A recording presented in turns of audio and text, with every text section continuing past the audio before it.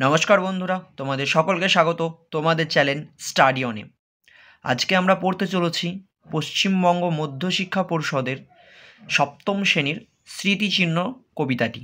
আজকে এই কবিতাটি আমরা সম্পূর্ণ পড়ব এবং এর প্রত্যেকটা লাইনের ব্যাখ্যা সহ আলোচনা এবং এর ভাবার্থ সম্পূর্ণটা আলোচনা করে দেওয়া হবে।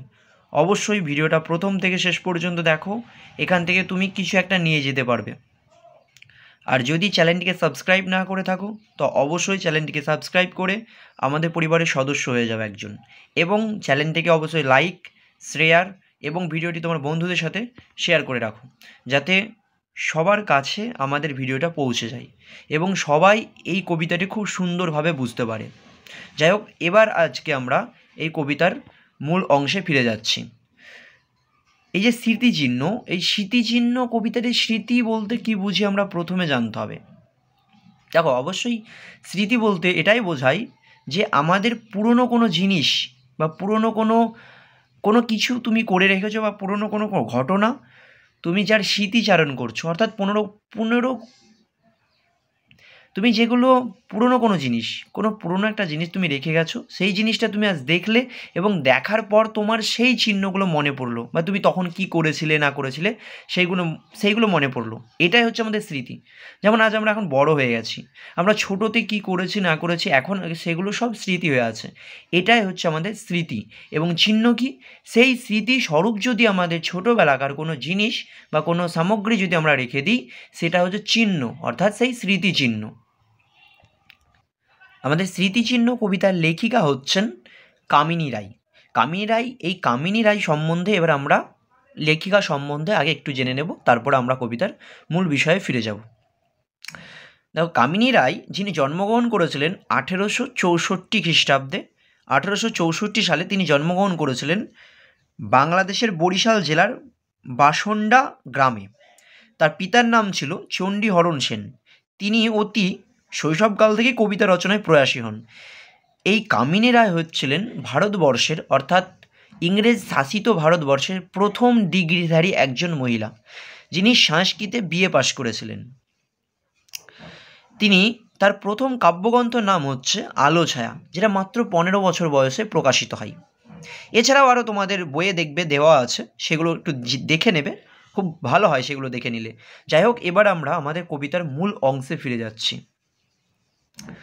দেখো, এইবার প্রথম যে লাইনটা আমরা আলোচনা করব বা প্রথম লাইন থেকে শুরু করছি। প্রথম লাইন যেটা বলেছেন যে ওরা ভেবেছিল মনে আপনার নাম, মনোহর হর্মরূপে বিশাল অক্ষরে ইষ্টক প্রস্তরে রুচি চিরদিন তারে রেখে যাবে। দেখো, আগে প্রথমে আমি শব্দগুলোর মানে বলে দিচ্ছি। মনোহর, এখানে মনোহর শব্দের অর্থ হচ্ছে যে মনকে হরণ করে। আর হর্ম মানে হচ্ছে অট্টালিকা, বিশাল এটাও জানো। ইষ্টক মানে হচ্ছে ইট, প্রস্তর মানে হচ্ছে প্রস্তর, আর আপনার মানে হচ্ছে নিজের। আপনার মানে হচ্ছে নিজের, অর্থাৎ কবি এখানে বলতে চেয়েছিলেন যে ওরা ভেবেছিল, ওরা বলতে এক সম্প্রদায় ভেবেছিল যে নিজের নাম কিভাবে করবে মনোহর, নিজের নামকে এমনভাবে মনোহর অর্থাৎ মনকে হরণ করবে, এরকম একটা অট্টালিকা, বিশাল একটা অট্টালিকা তারা ইট এবং পাথর দিয়ে তৈরি করবে, যাতে তাদেরকে পরবর্তী প্রজন্ম তাদেরকে মনে রাখে। তারা একটা বিশাল অট্টালিকা সৃষ্টি করতে চেয়েছিল এবং সেই অট্টালিকায় তাদের নাম খোদাই করতে চেয়েছিল। কিভাবে? যে তারা ভেবেছিল যে আমি যদি আজ বিশাল একটা অট্টালিকা গড়ে তুলি এখানে, তো পরবর্তী প্রজন্ম এটা আমার স্মৃতিচিহ্ন হিসাবে আমাকে মনে রাখবে। কিন্তু সব ক্ষেত্রে এটা হয় না, এটা সম্ভব হয় না, সব ক্ষেত্রে হয় না। এটা হয় কোনো কোনো ক্ষেত্রে, কিন্তু সব ক্ষেত্রে নয়। তারপরে লাইন কি বলেছে? যে মূঢ় ওরা ব্যর্থ মনস্কাম, অর্থাৎ ওরা মূঢ়, ওরা হচ্ছে মূর্খ, ওদের যে মনস্কাম, ওদের যে মনের আশা, সেটা সম্পূর্ণরূপে ব্যর্থ হবে। কেন ব্যর্থ হবে? কারণ এই যে একটা বিশাল অট্টালিকা সৃষ্টি করলে যে আমাকে পৃথিবীর মানুষ বা আমার পরবর্তী প্রজন্ম বা সমাজের মানুষ আমাকে মনে রাখবে, এমনটা তো নয়। কবি যেটা বলতে চেয়েছেন যে এখানে একটা বিরাট অট্টালিকা কেউ সৃষ্টি করলো, কিন্তু সে মানুষের প্রকৃত উপকার করলো না, তবে কি মানুষ তাকে সত্যিই মনে রাখবে? তারপরে লাইনে বলেছে যে প্রস্তর খসিছে ভূমি প্রস্তরের পরে, চারিদিকে ভগ্নস্তূপ তাহাদের তলে, অর্থাৎ তাদের যে প্রস্তর, পাথরের উপর পাথর করে তারা যে অট্টালিকা তৈরি করেছিল, সেই অট্টালিকা, নামের যে অট্টালিকা, সেটা একদিন খসে পড়বে।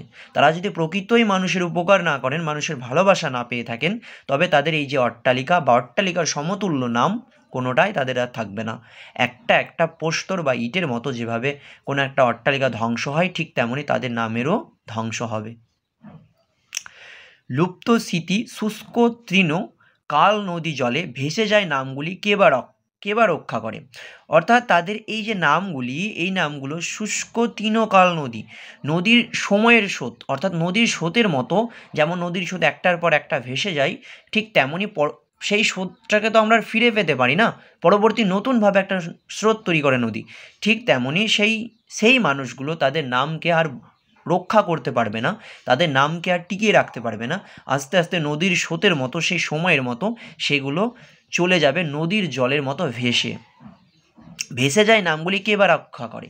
এবং সেই নামগুলি কে রক্ষা করবে? সেই নামগুলি আস্তে আস্তে ভেসে যাবে। তারা যে স্মৃতিচিহ্ন যেটা রেখে দিতে চাইছিল, তারা যে মনস্কাম তারা করেছিল, সেটা সম্পূর্ণরূপে তাদের ব্যর্থ হবে। এইবার কবি বলতে চেয়েছেন যে আমরা কি করলে বা কিভাবে আমাদের সমাজের কাছে বা আমরা পরবর্তী প্রজন্মের কাছে এক মহান ব্যক্তিত্ব হয়ে থাকব, এবং পরবর্তী প্রজন্মের কাছে এক স্মৃতিচিহ্ন হয়ে আমরা থাকব, এবং কিভাবে পরবর্তী প্রজন্ম বা সমাজের কাছে আমাদের নামটা চিরতরে থাকবে। যেমন আমরা বলতে পারি, আমরা কি ক্ষুদিরাম বসু, ভগৎ সিং, রবীন্দ্রনাথ ঠাকুর, কাজী নজরুল ইসলাম এরা কি এখনও বেঁচে আছেন? কিন্তু নয়। নেতাজি সুভাষচন্দ্র বসু কিন্তু এরা কি নয়, এরা বেঁচে নেই, কিন্তু এদের যে স্মৃতিচিহ্ন, এদের যে নাম এখনও চিরতরে থেকে আছে, এবং সেটা যুগ যুগ ধরে থেকে যাবে। যতদিন ভারতবর্ষের মাটি যতদিন থাকবে, ততদিন এই মহান ব্যক্তিদের নামও থেকে যাবে। এই মহান ব্যক্তিদের স্মৃতিচিহ্নই আমাদের কাছে পরম পূজ্যনীয় হয়ে থেকে যাবে। কিন্তু যদি অন্য কোনো মানুষ বলি, যারা এরকম কোনো বীরত্বের কাজ করেননি, তাদের নাম কি আমরা জানি? আমার, তোমার, এদের নাম তো কেউ জানে না, কয়েকজন জানে। কিন্তু এই সকল ব্যক্তিদের নাম তো কতজন জানে? এই সকল ব্যক্তিদের নাম গোটা ভারতবর্ষ জানে। কেন গোটা ভারতবর্ষ, তার বাইরেও অনেকেই জানে এটা। মানব হৃদয় ভূমি করি অধিকার করেছে প্রতিষ্ঠা যারা দৃঢ় সিংহাসন। অর্থাৎ মানব হৃদয়ে যাদের নাম গাঁথা রয়েছে, যারা দৃঢ় সিংহাসন প্রতিষ্ঠা করেছে, যারা মানুষের যে মানুষের কর্মের মধ্য দিয়ে মানুষ তার নাম মানুষের মধ্যে রেখে গেছেন, তারাই হচ্ছেন এক বীর, তারাই হচ্ছেন প্রকৃত মানুষ, এবং তাদেরকেই আমরা পরম পূজনীয় হিসেবে মনে রাখছি। তারা তাদের কর্মের মধ্য দিয়ে তারা বেঁচে আছেন আজও। হয়তো তাদের দেহটা এখানে বেঁচে নেই, কিন্তু তারা কর্মের মধ্য দিয়ে, তারা যে কর্ম করে গেছে, তারা যে প্রতিশ্রুতিবদ্ধ থেকে যারা যে কর্ম করে গেছে, সেই কর্ম তাদেরকে মনে রাখছে। দরিদ্র আছিল, তারা ছিল না সম্বল। অর্থাৎ তারা দরিদ্র ছিল, কিন্তু মনের দিক থেকে তারা ছিল প্রচুর ধনী।